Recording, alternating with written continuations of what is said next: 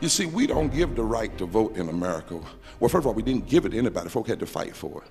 Poor white men had to fight for it because they weren't even allowed in the first Constitution if they didn't have land. Women had to fight. Children over 18 had to fight because it used to be they could send you to war and you couldn't vote on who was sending you. Black people had to fight. We need to remember what it cost for a woman to have the right to vote, or a person 18 to have the right to vote, or a black person to have the right to vote. And in the name of the blood that was sacrificed, we need to say to those who are trying to suppress the vote, you don't even know what you're messing with. This is not a normal fight. You will not have our right to vote because it's been bought for and paid for and washed in the blood. Voting is a theological issue. Because we don't give the right to vote to pets, parakeets, and puppets. We only give the right to vote to people. That's right. Which means that anytime somebody tries to suppress your right to vote, they're trying to say you're not a person, which means they are doubting the imago Dei in you. Wow. Whenever somebody tries to suppress your vote, they have decided that they are your God.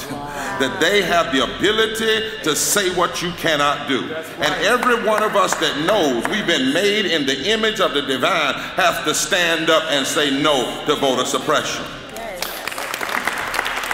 We have to stand up in Mississippi, in North Carolina, in Alabama, all across the South, because in the days to come, as it has been in the days past, as the South goes, so goes the nation. We don't really know in the South who really has won some of these elections because there's been so much voter suppression.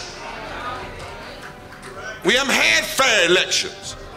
And until we can win all of those in court, what we have to do is overwhelm them at the ballot box. It's simple. It doesn't have to be partisan. Use your principles. Use your moral discernment. In fact, we have to vote because of the unused power. You have to stop believing what any of these TV stations say when they say Mississippi is a red state. No, Mississippi is your state, and it's time that you stand up and vote in your state and get everybody that you know to vote in your state. Something is wrong. Voter suppression is wrong, and voter apathy is wrong too. And we need to vote in a way that forces people to know we are here and there are issues that you have to deal with. I was born and raised in South Mississippi. As a child, I never heard anyone say the word lynching. I never once heard that word. People didn't say that when speaking about hanging a black person. They would say there needs to be a hanging. They should be hung. These same people are elected to local and national government every single year in this country and in Mississippi. They then take those same ideals and apply them to legislation and laws that oppress groups of people who are different from them in any way.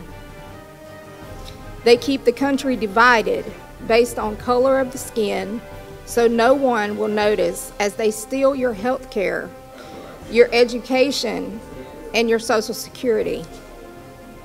President Lyndon B. Johnson once said, "If you can convince the lowest white man he's better than the best colored man, he won't notice you're picking his pockets." So there's a reason why there's been an effort down through the years to divide black and white and brown people in the South, because if the South rises in love and rises in liberty and rises in voter participation, then we hold the key to change the nation. So I understand prayer, but when people tell me it's praying time, I say, you ain't said nothing deep. Because the Bible says you ought to pray without ceasing, so every day is praying time. The question is not are you praying, but are you going to let people keep praying, P-R-E-Y-I-N-G, on your children and on the sick and on the hurting. The issue is not are you praying, but are you willing to put some legs on your prayer? I'm telling you, it's time for some thunder to come out of Georgia. We ought to thunder against racism. We ought to thunder against those that want to take our health care. We ought to thunder for our children's education. We ought to thunder for living wages. We ought to thunder that the poor may be helped. We ought to thunder for love and thunder for justice and thunder for righteousness. Is there anybody ready to thunder? Yeah! Hallelujah. Hallelujah. Hallelujah.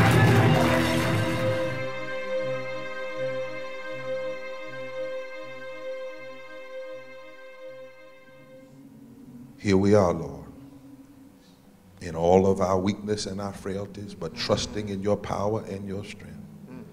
Here we are willing to stand in the gap. Here we are willing to be used and sent by you into the valleys where people have almost given up on life itself.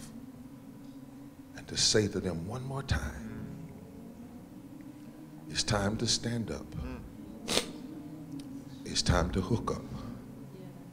And it's time to fight back. Telling us now is the time. Now is the time. For us to go down. To go down. To the houses of power. To the houses of power. And remind them of your agenda. And remind them of your agenda. To attend to justice. To attend to justice. To care for the least of these. Care for the least of these. To lift up the poor. To lift up the poor. And to cease from passing policies. And to cease from passing policies. That cause people to lose their lives. That cause people to lose their lives. It's time to get up and speak truth to power. And if I could channel my inner hip-hop, we ain't meant to survive, cause it's a setup. And even though you're fed up, you got to keep your head up. Oh child, it's gonna get easier. Oh child, it's gonna get better. Ooh, child, things are gonna get brighter because we're gonna get up. Get up, get up. Get up! I am not afraid. I am not afraid. I will die for liberation, 'cause I know I was made. I am not afraid. I am not afraid. I will die for liberation, 'cause I know I was made. Her singing made you want to stand up and fight back against political lies and policy fraud. Her singing made you say to every system of oppression and to any narcissistic leader from the State House to the White House, no matter who you are, we will not accept anything less than respect. And if we have to vote to have respect, we'll vote. If we have to stand to have it, we'll stand. If we got to march to have it, we'll march. If we got to all go down to jail, it doesn't matter, because Aretha told us respect is non-negotiable. And if we answer the call, history will write that we didn't turn back, and we didn't give up, and we didn't stand down. But history will record that there was a generation that pushed America into a third Reconstruction and helped it become a little bit closer to that promise of being a more perfect nation. I'm willing to try that.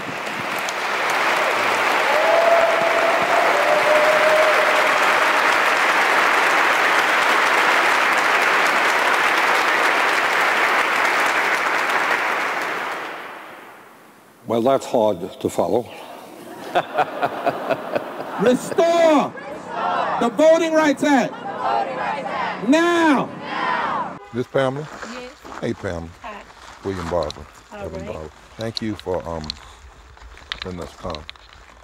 Single wide, 20 years ago. Yes. You're still paying for it. Mm-hmm. Because with $100,000 20 years ago, you could have bought a house. Yeah. But they scammed. They wouldn't give you the loan for the house, but they give you the loan for the trailer. Yeah, my one of But them it all, out too. but see, it should be illegal, the sense to charge somebody. This probably 5 times more than it's worth. Yeah. Yeah. At 20 years ago. What you got here is predatory lending, which is all predatory lending. Is when people lend in poor communities, get people all tied up in debt forever. Right. I feel bad because I don't have stuff to give my children. I'm paying all these bills, and they need school clothes and stuff, and they be asking me for it, I can't give it to them. Can I pray with you?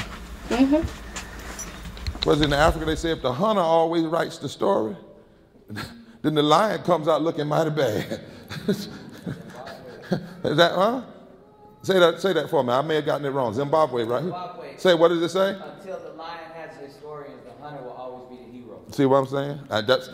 That's another reason why we're in rooms like this, because we may have pieces of something, but somebody will be there who can bring it out. And then in South Africa, they used to have a saying, only a dying mule kicks the hardest. And what we're referring to is that when apartheid, the rulers of apartheid started pressing down more, it was because they saw their end coming.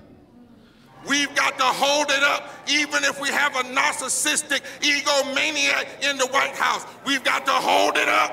We've got to hold it up. We've got to hold it up. That power, power, power, power in the blood.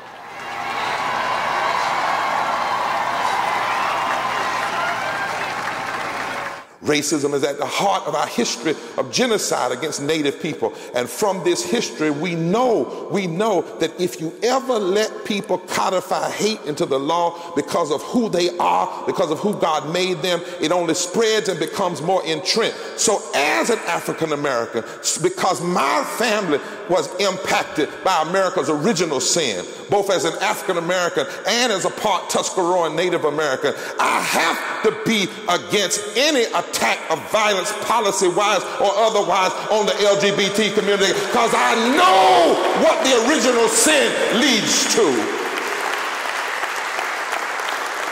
In this moment, when Trump evangelicals have linked up with Zionist extremists and the corporate fascism of white nationalists around the world, it may seem like this campaign's goal of Palestinian rights is at a low point, but I stopped by today to say that in an unexpected way, our present troubles may increase, intensify, and embolden the agitation for Palestinian rights and for all human rights around the world. So together, we've got to make sure that hope and not hate has the last word. Together, we must ensure that all of God's children are respected and treated with dignity. I tell you it's gone on far too long. Oh, somebody hurting my sister, and it's gone on far too long. And we won't be, we who believe in freedom cannot rest. We who believe in freedom cannot rest until it comes.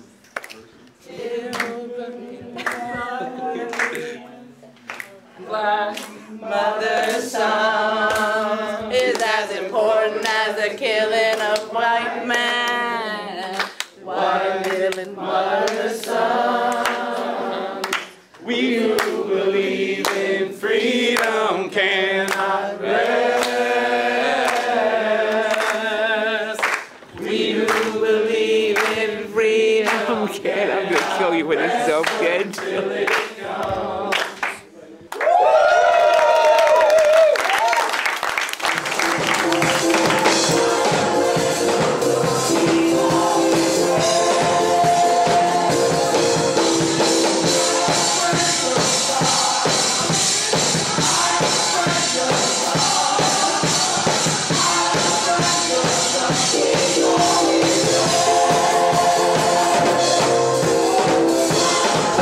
Jeff Sessions announced this week a new task force to address what he calls a dangerous movement threatening the country. No, not ongoing Russian threats to our elections. Instead, Sessions announced the Religious Liberty Task Force to combat what he considers threats to religious freedom. But civil and human rights groups slammed the task force, fearing that it will give people and businesses the green light to discriminate in the name of just one particular religion. How do you read this idea of having a religious freedom task force, Bishop Barber? Joy, the hypocrisy and the irony of Jeff Sessions, who recently used a segregationist tactic when he misinterpreted scripture to support his enforcement of unjust racist and evil policies to snatch, kidnap, and abusively take brown, Mexican, and Latino children from their families. For him to now claim that he and Donald Trump are the saviors of religious freedom, it would be laughable if it wasn't so horrible. It seems that Sessions is not so much interested in protecting the sacred religious values of love and truth and justice that critiques the nation on how we treat the poor, the least of these, and the stranger, but he wants to protect and give cover for what I call the Trump evangelicals, or the support Republican extremism that is rooted in hate and division and undermines civil rights and human rights. And that's what is dangerous about what he's doing. This past June, when there was that immense real catastrophe of the so-called zero tolerance policy, children being ripped away from their parents, and there are a lot who are still separated. The Attorney General used a Bible verse to defend that policy, and he said that, you know, God supports the government in separating immigrant parents from their children. That was the suggestion from this verse. I would cite to you the Apostle Paul and his clear and wise command in Romans 13 to obey the laws of the government because God has ordained the government for his purposes. How do you, as an evangelical, because he's an evangelical, well, he or maybe says he's he's not. an evangelical. Yeah. Paul challenged the government.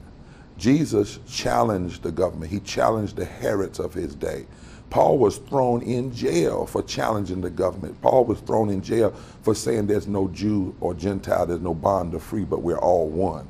For Jeff Sessions to try to use that to justify an unjust policy, it's just like slave masters using scriptures to justify slavery, or people using scripture to try to justify being anti-women. It's just wrong, and it doesn't line up with Jesus. We're going to present to you this chauffeur. Take it with you. It's a real one. And let it stand for the fact that you took my words that I thought, shall the chauffeur be sounded and the people not tremble. So here you are. Thank you. Thank you. And God bless you. Thank you all. Continue your noble work. Thank you. So music for us joins us together for a plop plop, fizz fizz. Oh, what a relief it is. That it enables us to have that that we need to be able to continue to press and go on. And out of that, songs are created for that particular movement, as well as those that are passed down. But for those of you who attend a church and you have a choir, the choir is not up there giving that A and B selection before the pastor just because they're cute. The intended purpose is so that they can set the atmosphere, so they can make it ready for prophetic speaking. I'm on my way up. My mind is made up. I'm gonna hold my head up.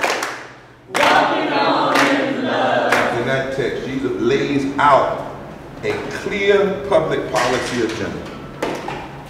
The poor, the imprisoned, the brokenhearted, the bruised, the blind, the oppressed, that's where the movement must focus. If it's led by the Spirit of the universe. With this first phase, though, what we've been doing, as we've said, is traveling to 15 different states across the country, meeting up with leaders from 37 states, having mass meetings and having a day-long and two-day-long gatherings, trainings, to see who's on board, who's in, and can we start to establish these statewide coordinating committees. And the reinvestment of these funds into social programming that helps all and not just the wealthy and the greedy. These are just a portion of our demands. The rest of them are online. We are going to push this out, and on May 13th, Mother's Day, and on the 14th, of Monday after Mother's Day, we will begin a 40-day season to launch the Poor People's Campaign, a national call for moral revival. God, we, in your name, come against the instruments of death and the systems of persecution that are literally trying to kill the spirit of these babies. We know you're a God that can rise up justice.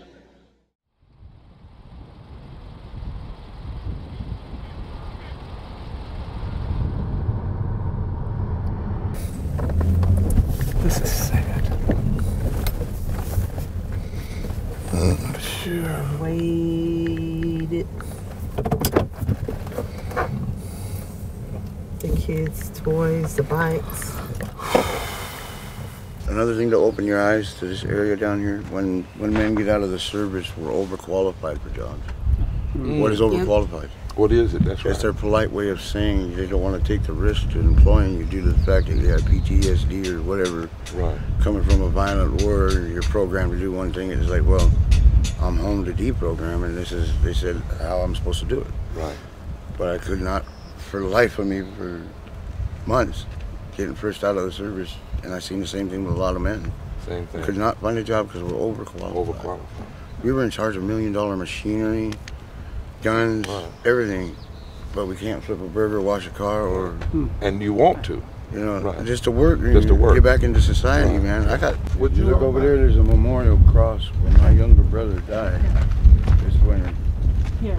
I believe. Would I ever, as a minister, have you been in that? Would you, Leon? My cross, I'll come back and see you. I guess you should. That guy I follow, he fought through homelessness and poverty. That's a cross I wear with the bishop, but I want y'all to have it out here. I promise you I'll make sure the nation knows. Thank you. I promise you that. Just let them know that there is people that need help down here, and most of all, there's youth that need better influence, and that's why I stay. Yes, sir. Yes, sir. Yes, sir. Thank you, my friend. Yes, sir. We must be honest about the foundations of the political and economic systems we call America.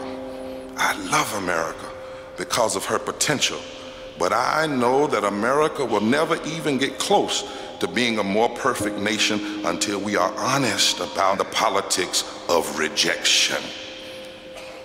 I want to tell you about some of the leaders who are building the Poor People's Campaign. Callie Greer from Selma, Alabama, who had to bury her daughter, Venus, because she didn't have health care. I'm here today to share my daughter Venus's story. Venus discovered a small lump in her breast and she wasn't insured. Venus had to be approved for every prescription and every piece of medical equipment that she needed. I'm standing here today in solidarity with the Poor People's Campaign because no one should have to bury their child in America because they don't have health care insurance. I'm 46 years old. I've lived in poverty here in West Virginia every day of my life.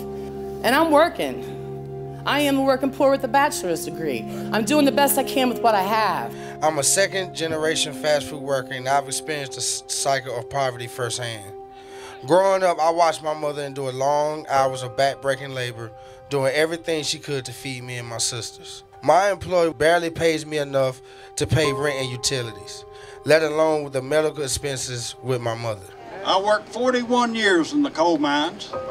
I have black lung, and it's just unfathomable what these poor coal miners have to go through in order to get what they have worked for and deserve.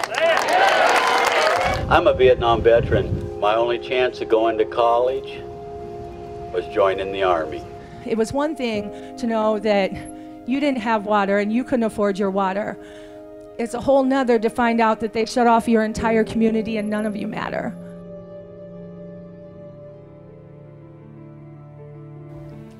But when I lost my housing, health care, and income all at the same time, I was terrified, panicked. Hi, my name is Pamela Roach. I'm from Lowndes County, Alabama. And I live in a mobile home with my 2 kids.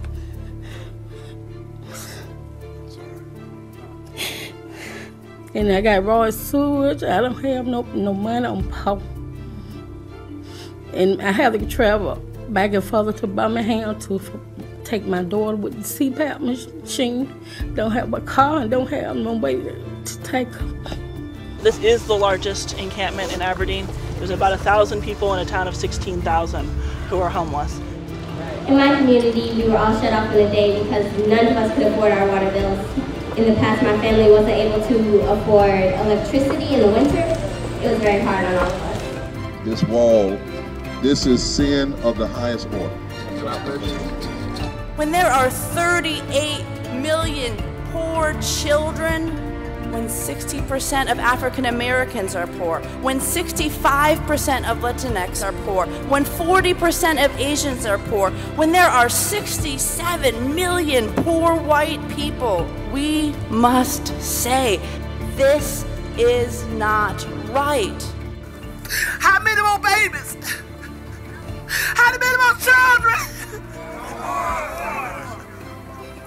Oh, Lord!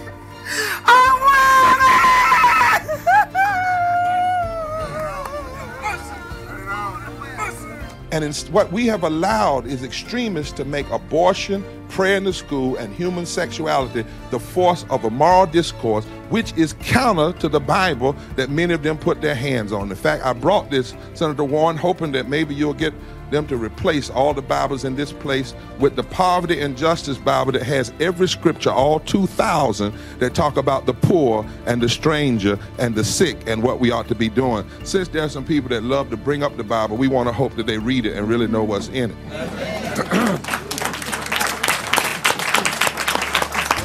Somebody's hurting our people, and it's gone on far too long, and we won't be silent anymore.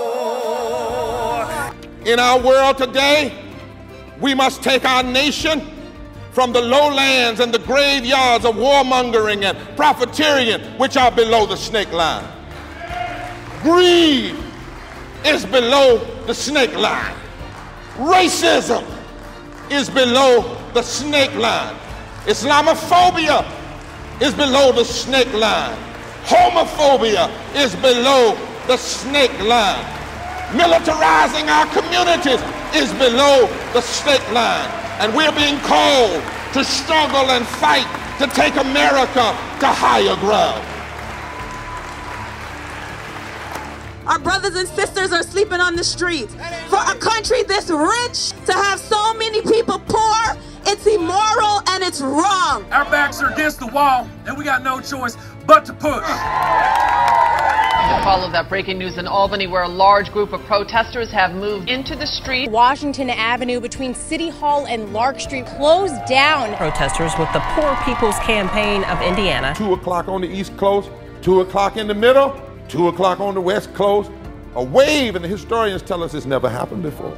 When we join hands, we can revive and make sure that the promise of life, liberty, and the pursuit of happiness and equal protection under the law and care for the common good will never be taken away or forfeited for anybody, anytime, anywhere. So together, the rejected will revive the promise that this land is your land and this land is my land.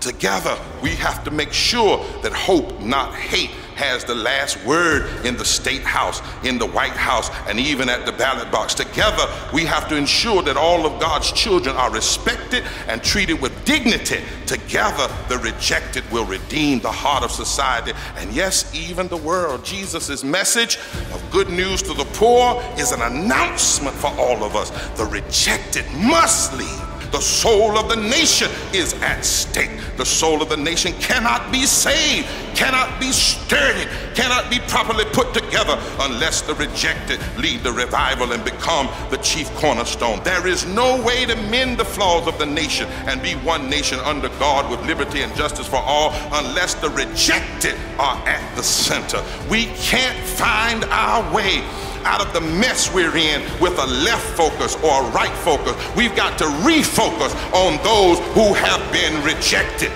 When all those hands get together, the rejected can come together and they become an instrument of redemption and reconstruction. Oh, the stones that the builders rejected have got to become the capstone.